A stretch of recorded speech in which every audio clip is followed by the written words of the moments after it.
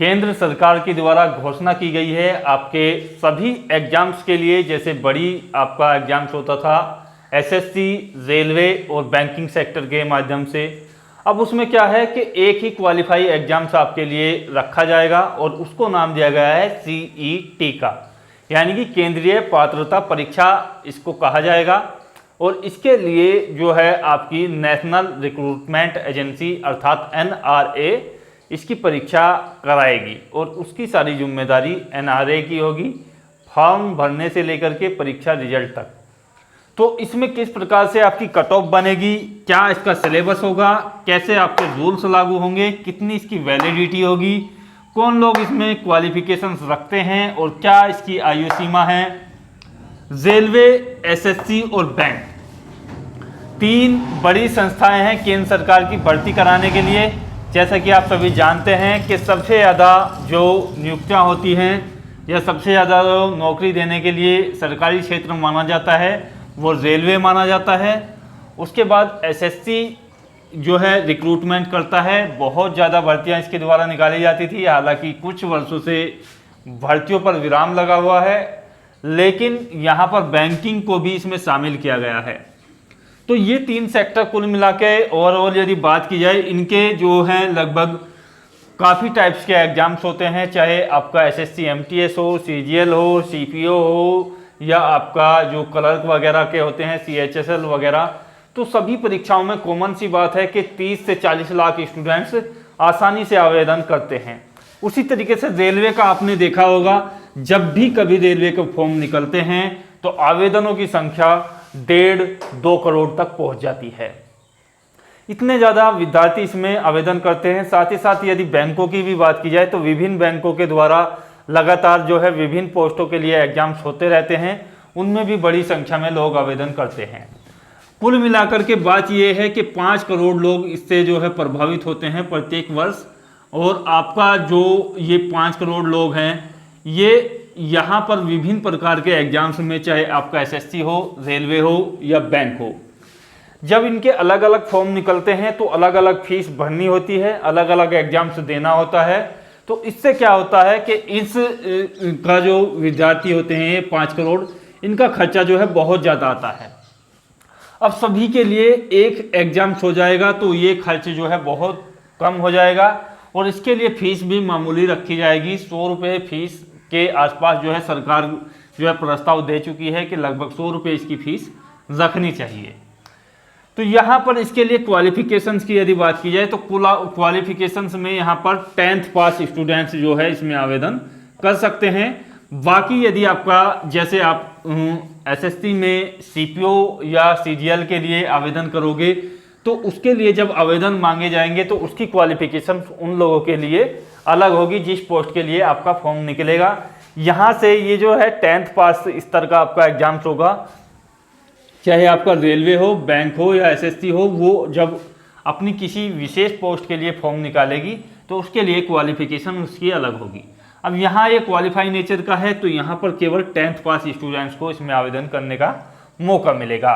As की बात की जाए तो एज जो है मिनिमम जो एज है यहाँ पर 18 वर्ष है और मैक्सिमम जो एज है वो लगभग 40 वर्ष है। और यहाँ पर आयु छूट की बात की जाए कि आयु सीमा में जो छूट है वो दी जाएगी आपकी ओबीसी कैंडिडेट्स को, एससी कैंडिडेट्स को, एसटी कैंडिडेट्स को और महिला कैंडिडेट को।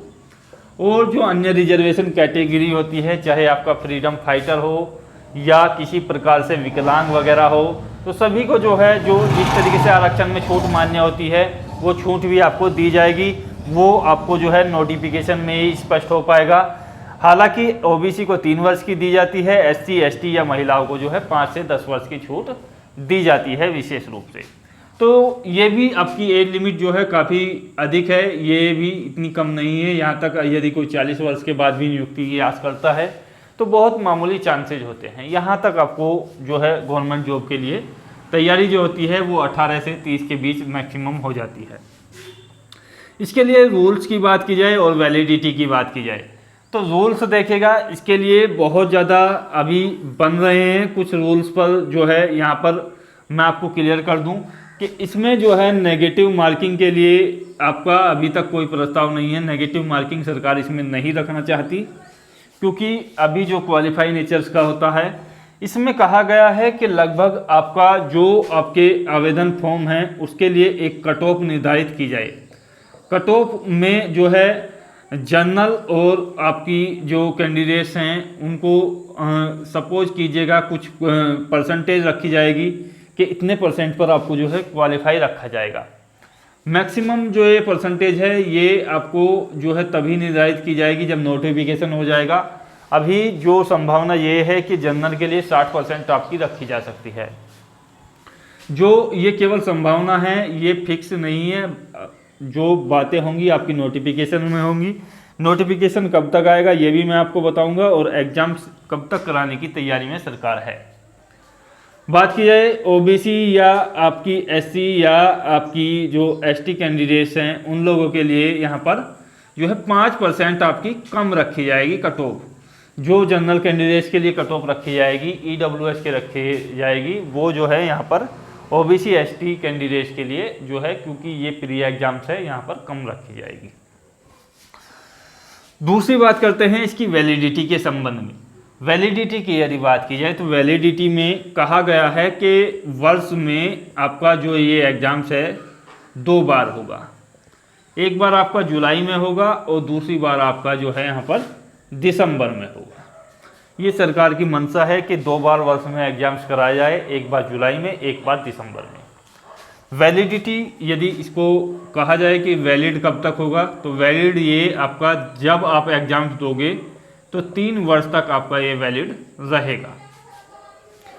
ये मान करके चलिएगा यदि आपने दिसंबर 2021 में ये एग्जाम्स दिया है तो आपका जो ये है आपका दिसंबर 2024 तक ये वैलिड रहेगा, यानी कि 3 साल तक आपकी इसकी वैलिडिटी रहेगी। 3 साल तक आप जो है इन तीनों प्रकार के विभाग में, रेलवे, एसएससी और बैंक में जो भी आपका क्वालिफिकेशंस रखते हैं, जिस पोस्ट के लिए रखते हैं, यदि आपने ये एग्जाम सीईटी क्वालिफाई किया है तो आप जो है उसमें 3 वर्ष तक अपना आवेदन कर सकते हैं। आपको ये दोबारा देने की आवश्यकता नहीं है। और एक रूल्स ये है कि आप जो है मैक्सिमम यानी कि कितना भी बार इसको दे सकते हैं। कोई ये लिमिट नहीं है कि आप जो है इसको वर्ष में 1 बार ही दे सकते हो, या जिन लोगों ने क्वालिफाई कर लिया है वो लोग इसको नहीं देंगे। तो इसके लिए आपकी जो लिमिट है वो पूरी है। आप जो है वर्ष में इसको दोनों बार भी दे सकते हैं, 3 वर्ष तक लगातार भी आप इसको दे सकते हैं। यदि आप क्वालिफाई भी लगातार कर रहे हो तब भी आप इसको दे सकते हैं। ऐसी कोई दिक्कत नहीं है कि आप जो है यदि क्वालिफाई करते हो या नहीं करते हो तो आप इसको नहीं दे पाओगे। तो यहाँ तक क्लियर हो जाता है आपके लिए कि नेगेटिव मार्किंग इसमें नहीं रखी जाएगी। दूसरी बात यह है कि मानना है सरकार का, वो तो आवेदनों की संख्या पर निर्धारित किया जाएगा कि 5% जो स्टूडेंट्स है इसमें से क्वालिफाई किए जाएंगे फिलहाल, और उसके अप्रोक्स जो आपकी कट ऑफ बनेगी वो एक निर्धारित अंक यहाँ पर रखा जाएगा। सपोज कीजिएगा यदि शुरू के 5% इसमें क्वालिफाई कैंडिडेट्स को छाटा जाता है और कट ऑफ आपकी जो है 50% पर बनती है, तो ये आपको जो है 50% का जो है कट ऑफ आगे के लिए, भविष्य के लिए निर्धारित कर दी जाएगी कि कम से कम 50% होना होगा तो इसमें क्वालिफाई हो पाएगा। तो ये है, तो यहाँ से छटनी हो जाती है स्टूडेंट्स की। नेक्स्ट बात की जाए इसके सिलेबस की, तो सिलेबस अभी हालांकि फिक्स नहीं है, लेकिन सिलेबस में आपकी जो है लैंग्वेज होंगी, रीजनिंग होगी, मैथ होगा, और आपकी जो है जीएस होगी, जीके होगी, और आपकी जो है करंट होगी। ये सिलेबस आपको जो है देखने को मिलेगा। लैंग्वेज में आपकी हिंदी, इंग्लिश या आपकी क्षेत्रीय भाषा होती है वो होती है। तो यहाँ पर मैथ और रीजनिंग आपकी ज़रूर आएगी, और जीएस, जीके और करंट अफेयर्स आपकी आएगी। तो यहाँ से यदि इस एग्जाम्स को आप क्वालिफाई कर लेते हो, बाद के जो मेंस एग्जाम्स माने जाएंगे, ये आपके जो मेन परीक्षा मानी जाएगी, सीजीएल हो या बैंकिंग सेक्टर हो या रेलवे हो, तो उसमें जो उनकी अलग मानक होगी, वो अपना सिलेबस उनका अलग होता है, तो उसके अनुरूप आपको पढ़ना होगा। नेशनल रिक्रूटमेंट एजेंसी कराएगी परीक्षा, तो नेशनल रिक्रूटमेंट एजेंसी इसकी परीक्षा कराएगी। और ये जो परीक्षा है आप सोच रहे होगे कि ऑनलाइन होगी या ऑफलाइन होगी, तो फिलहाल जो 2021 में परीक्षा कराने की तैयारी है वो ऑफलाइन कराने की तैयारी है। इसके लिए एग्जाम डेट और आवेदन फॉर्म के बारे में मैं आपको बता दूं कि इसके लिए जो आवेदन है आपके, वो यहाँ पर जो यदि कंडीशन सही रहती तो समस्या थी कि आपका जुलाई में CET जो है पहली बार कराया जाए, लेकिन अब जो है तत्काल में सरकार ने निर्णय लिया है, आप न्यूज़पेपर्स की न्यूज़ में भी देख सकते हैं। तो इसमें जो आवेदन है वो देखिएगा यहाँ पर अगस्त माह में आपसे लिए जाएंगे, जहाँ तक संभावना है अगस्त माह में इसके आवेदन शुरू हो जाएंगे और दिसंबर 2021 में इसकी जो है परीक्षा होगी, यानी कि एग्ज़ाम्स होगा। और एग्ज़ाम्स जो है आपका 2 से 3 पालियों में या कुछ डिफरेंट डेज में आपका हो सकता है। ये संभावना है कि लगभग 1 या 2 महीने में आपका ये पूरा का पूरा एग्ज़ाम चलेगा। और इसमें जो है आपके जो हैं 1 से 5 दिन आपके लग सकते हैं, क्योंकि ये एग्ज़ाम्स जो हैं अलग अलग दिन में अलग अलग मीटिंग्स में होगा। तो इसमें जो है नॉर्मलाइजेशन की प्रक्रिया आपकी रखी जाएगी। तीसरी बात करते हैं यहाँ पर कि आपका जो है यदि आप किसी अलग स्टेट से हैं, जैसे केरल से है या उत्तर भारत के किसी स्टेट से है जहाँ की लैंग्वेज अलग अलग है, तो देखिएगा इसका क्वेश्चन पेपर आपकी लैंग्वेज में होगा और आपको जो है यहाँ पर क्वेश्चंस कुछ दिए जाएंगे क्वालिफाइंग के लिए। तो उसमें लैंग्वेज सिलेक्शंस का आपको ऑप्शन दिया जाएगा, तो वहाँ से आप उसके क्वेश्चंस कर सकते हैं। तो ये आपके लिए बेनिफिट हो जाएगा। इसके लिए जो है सरकार ने कहा है कि 1000 सेंटर आपके बनाए जाएंगे और आपको जो है मनपसंद सेंटर आपका मिलेगा। मनपसंद सेंटर से मतलब ये है जो भी आप चॉइस लॉक करोगे 2 या 3 सेंटर की, उन्हीं में से कोई एक सेंटर मिलेगा, जिससे आपको परेशानी ना हो। आशा करता हूँ वीडियो के माध्यम से बेहतर जानकारी मिली होगी। प्रयास यही किया गया है कि वीडियो छोटा हो, जानकारी ज़्यादा हो। यदि बेहतर लगा हो तो शेयर कीजिएगा, कुछ गलती हो तो बताइएगा। जय हिंद, धन्यवाद, जय भारत।